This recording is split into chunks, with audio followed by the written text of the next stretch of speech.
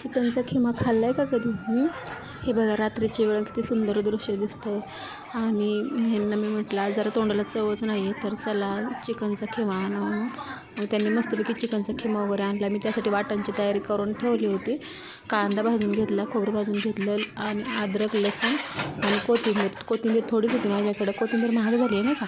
आणि बघा कांदा वगैरे असं मस्तपैकी तळून घेतलेला आहे मी. आणि बघा त्यांनी चिकनचा खिमा आणलेला आहे. हा मस्तपैकी धुवायचा नाही कारण धुतले की त्यातून चव निघून जाते. टॅमॅटो टाकला आहे. टॅमॅटो जरा लाल बुंदी होण्यासाठी म्हणजे हे फोडणीसाठी मी तयार करते बरं का.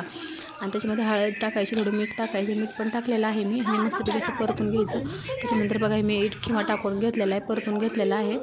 मोबाईल एका हाताने धरावं लागतं ना, त्याच्यामुळं मला हे काही धरता आलंच नाही. हे बघा कांदा आणि खोबऱ्याचं वाटण केलेलं आहे मस्तपैकी असं.